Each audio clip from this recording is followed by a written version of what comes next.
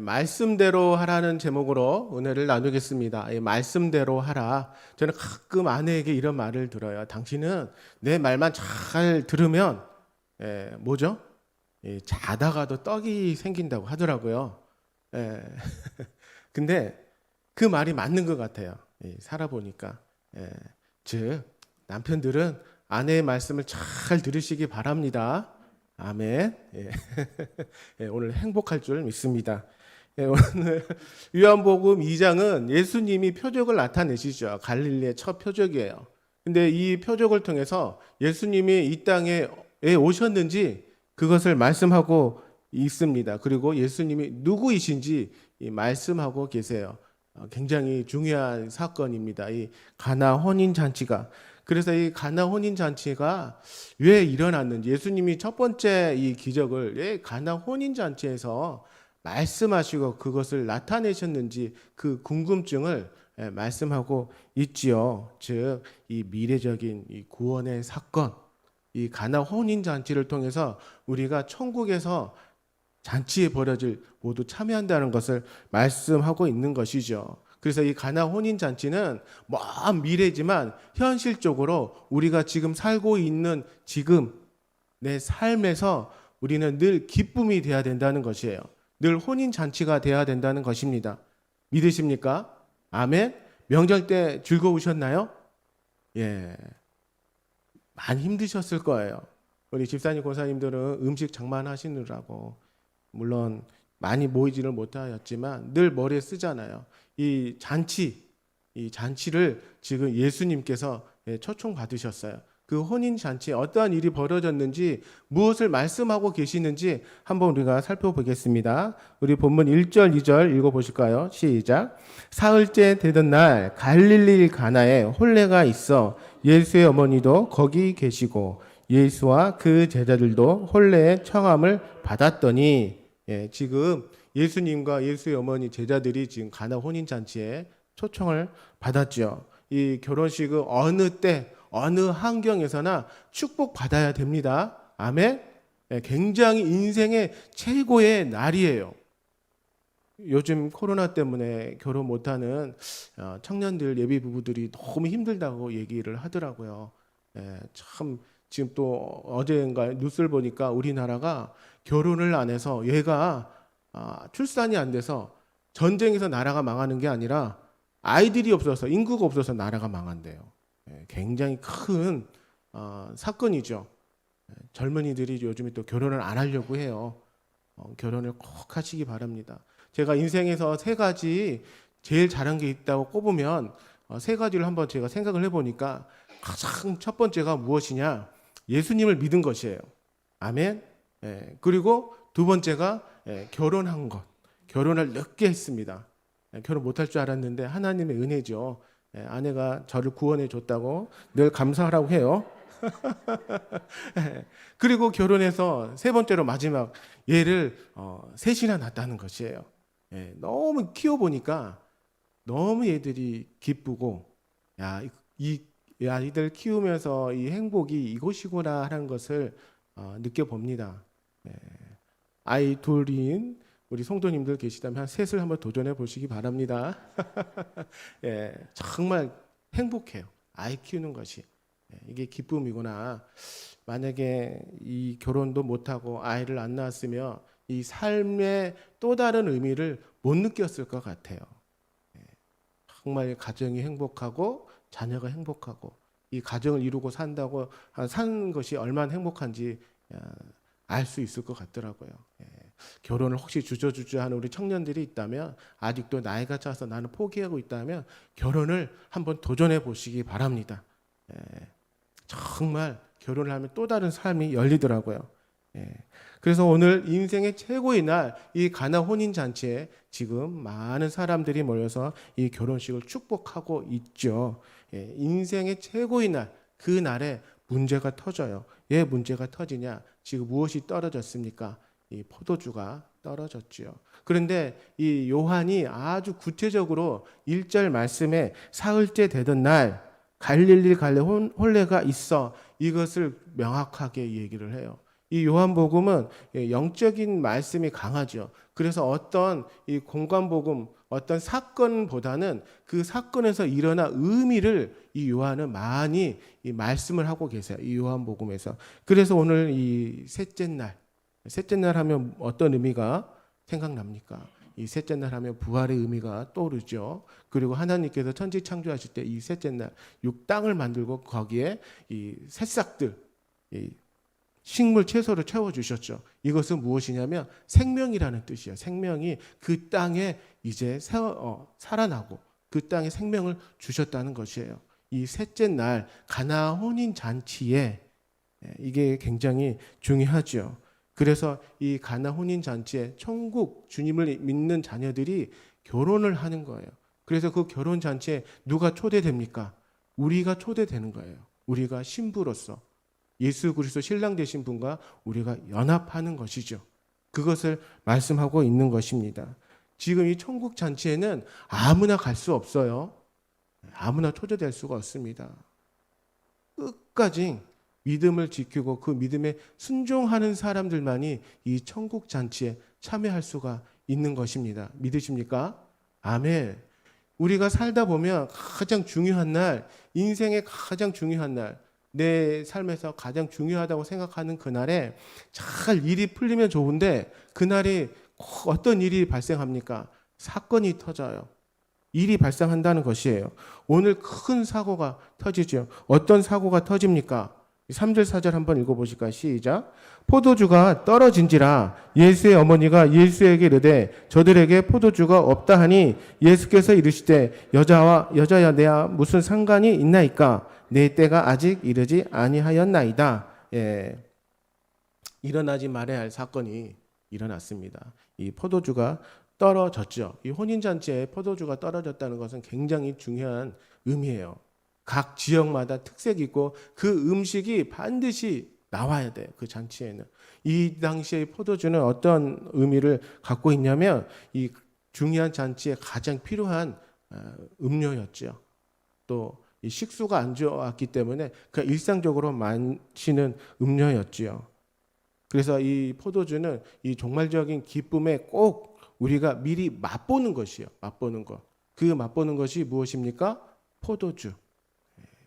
이 명절 추석 때 제가 맛본 것이 있어요. 명절에 꼭 올라와야 하는 음식. 그것이 무엇입니까? 전라도는 모르시군요. 홍어가 올라와요. 홍어가. 근데 저는 명절 때마다 이 홍어를 먹습니다. 저희가 사 먹는 것이 아니고 저희 큰 동서가 정말 그 신안에서 좋은 홍어를 한 마리씩 사요.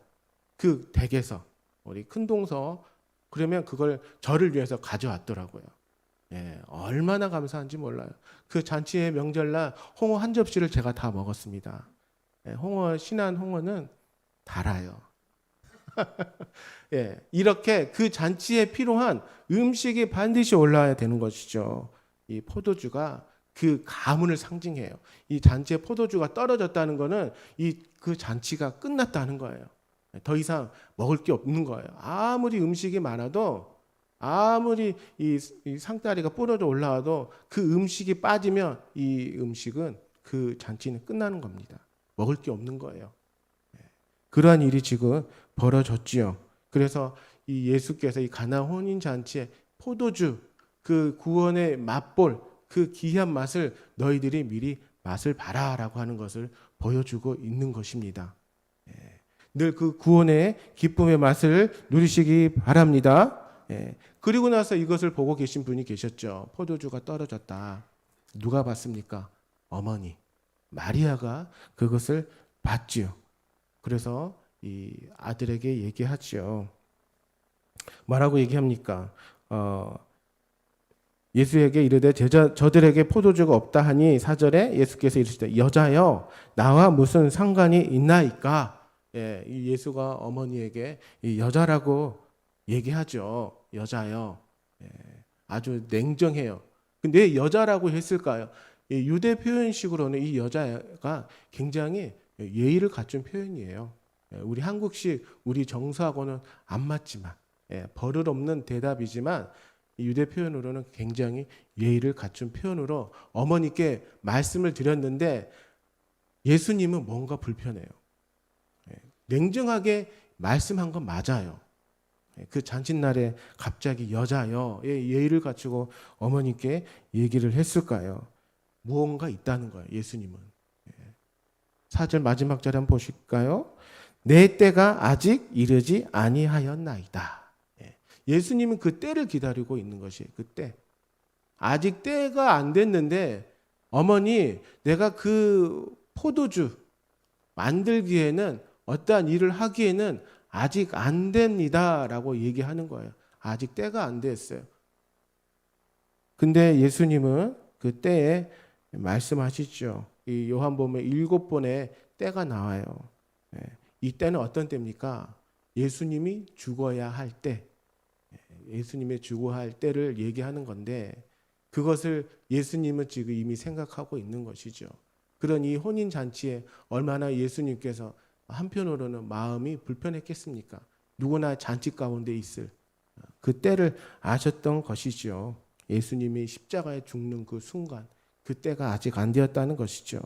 그래서 이 어머니가 어떻게 얘기합니까? 그래도 이 잔칫날에 빠질 수 없는 포도주를 채우라고 얘기하죠. 자, 7절 말씀 한번 읽어보실까요? 7절 시작. 예수께서 그들에게 이르시되 항아리에 물을 채우라 하신즉 아기까지 채우니, 맞아요. 아기까지 채운다고 이렇게 말씀하고 계세요. 하인들에게 예수님이.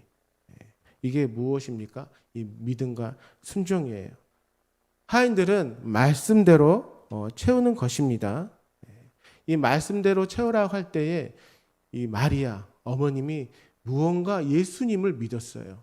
예수님이 어떻게 태어났고 어떻게 살아왔는지 누구보다 알고 있었죠.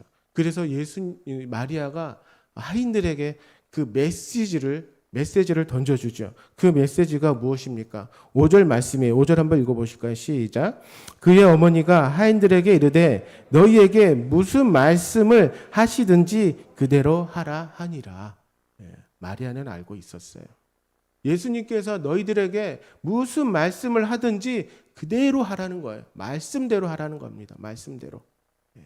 우리가 지금 성경 읽기를 하고 있고 잠언 쓰기를 하고 있습니다. 말씀을 대하는 거예요. 말씀을 대한다는 것은 하나님을 대한다는 것이에요. 우리가 말씀을 읽고 말씀을 쓸 때에 말씀대로 사시기 바랍니다. 또 말씀대로 나에게 말씀하실 때 어떻게 이 일이 지금 나와 맞습니까? 이 전혀 내 생각과 내 사고는 맞지 않아요. 라고 하지 마시고 정말 마리아가 하인들에게 예수님이 무슨 말씀을 하시든 그대로 하라는 그 말씀에 순종하시기 바랍니다.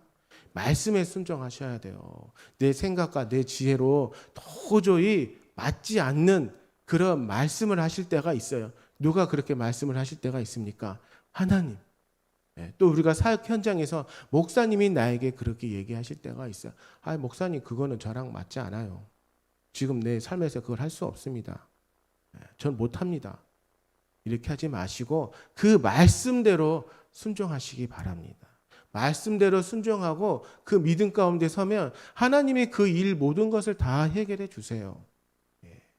그것을 마리아는 알고 있었고 그 하인들이 그대로 순종하고 있는 것이죠.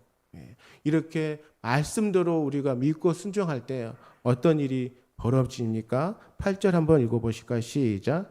이제는 떠서 연회장에게 갖다 주라 하심에 갖다 주었더니 우리 9절까지 시작. 연회장은 물로 된 포도주를 맛보고 어디서 났는지 알지 못하되 물돈 하인들을 알더라. 연회장이 신랑을 불러 10절까지 읽어보시겠습니다. 시작. 말하되 사람마다 먼저 좋은 포도주를 내고 취한 후에 낮은 것을 내거늘 그대는 지금까지 좋은 포도주를 두었도다 하니라. 여기서 이제 예수께서 이 물을 떠서 하인들에게 갖다 주라고 하지요. 그러면 그 하인들이 물을 떠서 그 담는 것을 봤을 거예요. 근데 이것을 어떻게 연회장에다가 갖다 줄까? 이 하인들이 고민이 생겼을 거예요. 이 물을 연회장에다 갖다 주면 이 물을 마시는 건데 기적은 내가 행동으로 움직일 때 행할 때 기적이 일어납니다. 아멘. 예. 그렇게 우리가 한 달, 두 달 금식하며 하나님 앞에 작정하고 기도했지만 우리 내 마음속에 그런 생각이 들어요. 과연 이게 응답이 될까? 과연 이게 말씀대로 될까? 내가 기도하는 대로 될까? 그렇게 의심한 적 있으시죠? 저도 가끔 그래요. 기도하지 마. 연약하니까, 부족하니까. 그렇지만 말씀대로 하시기 바랍니다. 말씀대로 순종할 때에, 말씀대로 내가 행할 때에 그 일은 기적이 일어납니다. 오늘 하루도 기대하시며 사시기 바래요. 하나님, 이 일은 반드시 응답됩니다. 라고 그 일이 이루어지는 것처럼 오늘 하루도 살아내시기 바랍니다. 그럴 때 기적이 일어나고 하나님께서 역사한 일들이 일어나는 것이죠. 우리는 이때 믿음과 순종이 필요해요.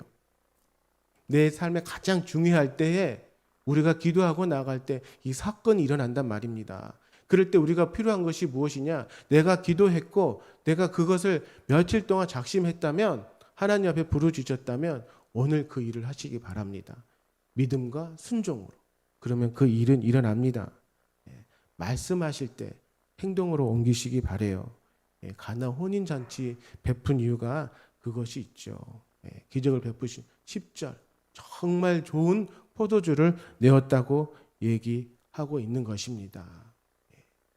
혼인잔치에 예수님이 그 기적을 통해서 예수님이 오신 목적을 말씀하고 있는 것이에요.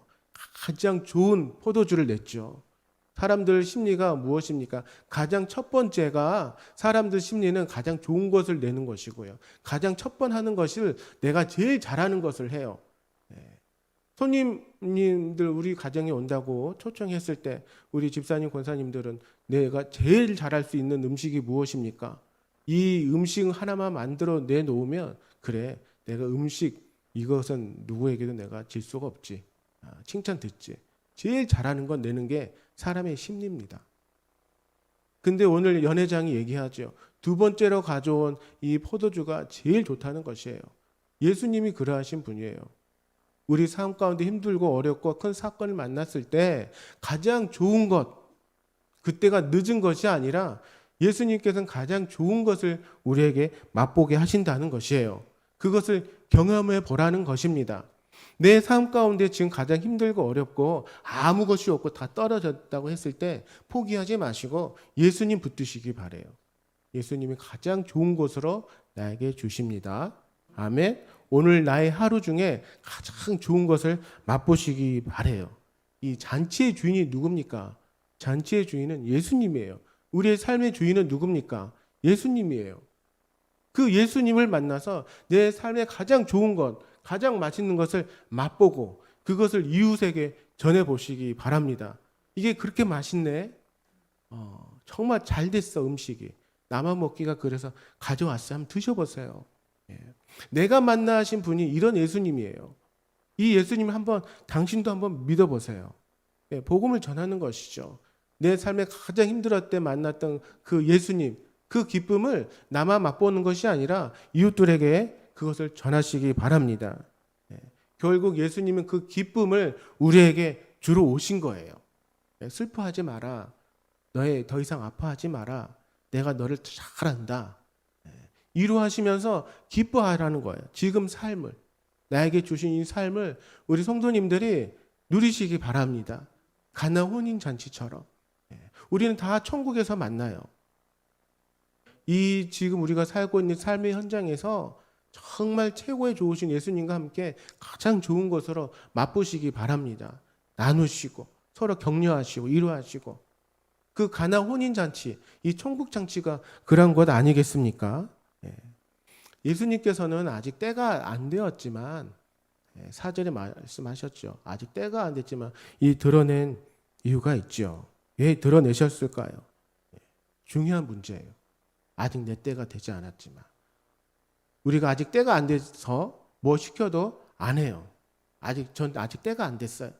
아직 준비가 안 됐습니다. 그런데 예수님은 아직 때가 안 됐는데 이 포도주를, 이 기적을, 물로 포도주만 기적을 베푸셨다는 것이, 왜 이것을 드러내셨을까요? 그것은 우리의 죄 때문에 그렇습니다. 나의 죄. 이 죄가 해결돼야 우리 모두는 이 가나 혼인 잔치, 천국 잔치에 다 들어갈 수 있다는 것이에요. 그것을 알게 하시는 겁니다. 누군가는 나의 죄를 깨끗하게 정결하게 해야 돼요. 누군가는 나의 죄를 십자가에서 그 대가를 치료한다는 것입니다. 누구십니까? 예수님이에요. 그래서 이 가나 혼인 잔치 그 기쁜 맛을 맛보기 위해서는 예수님께서 그것을 드러내신 겁니다. 나의 죄 때문에. 그래서 예수님이 여자여 나와 무슨 상관이 있나이까? 아직 내 때가 아니 되었다고 얘기한 목적이 예수님은 벌써 그것까지 생각하고 계셨어요. 그래서 예수님은 십자가에 달리시는 그것까지 생각했을 때 이 가나 혼인 잔치에 얼마나 마음이 아프셨겠습니까? 우리의 죄 때문에 아직 때가 안 되었지만 예수님께서는 그것을 드러내셨죠. 이 문제로 인해서 이 우리의 죄가 해결되었습니다. 그게 어디에 있습니까? 6절 말씀이에요. 6절 말씀 읽어보시겠습니다. 시작. 거기에 유대인의 정결 예식을 따라 두세 통에 드는 돌 항아리 6이 놓였는지라. 예, 정결 예식. 예수님은 이 정결 예식을 통해서 우리의 죄를 해결하셨어요. 본인이 어린 양의 피가 되어서 십자가에 매달리셔서 사흘째 되는 날, 3일 만에 부활. 요한이 이것을 영적인 의미를 써놓은 것이죠. 이 가나 혼인 잔치가 그러한 잔치인 것입니다. 이 종말에 누구나 다 참여할 수 있는 잔치, 이 가나 혼인 잔치 모두 다 참여하시기 바랍니다. 우리 모두가 다 신부가 되는 것이에요. 정결한 예식을 통해서. 죄가 있으면 우리는 천국 잔치에 참여할 수가 없습니다. 그것을 마치신 분이 바로 오늘 가나 혼인 잔치에 기적을 베푸신 예수님입니다. 그 예수님과 연합하는 것이에요, 우리가.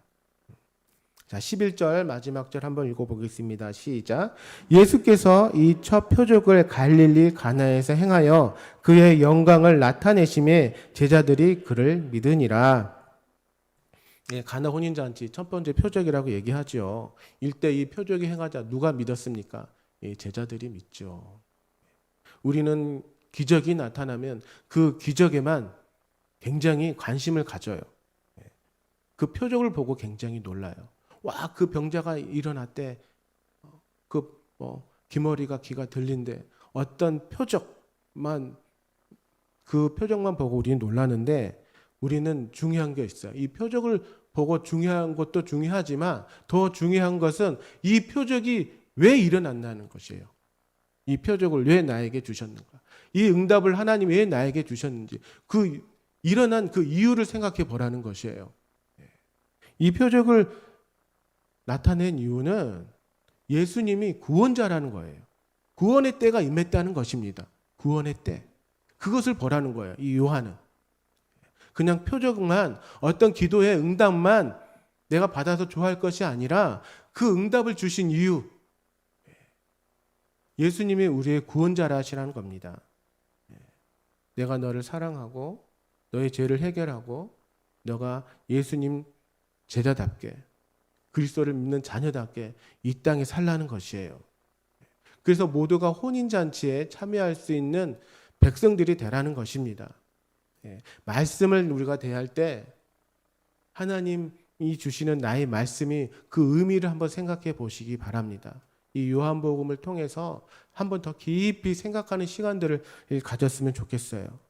이제 구원의 때가 되어서 그 영광을 드러냈다는 것입니다. 예수님께서. 그것을 보고 제자들이 믿었어요. 우리는 보여주지 않으면 믿지 않지요. 믿는다고 하지만 의심이 많아요. 이 가나 혼인 잔치를 통해서 우리 성도님들이 예수님이 주신 그 참 기쁨, 우리가 종국에는 다 혼인 잔치, 천국 잔치에 참여할 것입니다. 그러한 믿음을 가지고 오늘도 순종하시고 말씀대로 행하시기 바랍니다. 말씀대로 행하시면 다 됩니다. 이 말씀을 꼭 붙드시고 오늘도 예수님과 승리하시기를 축원드립니다.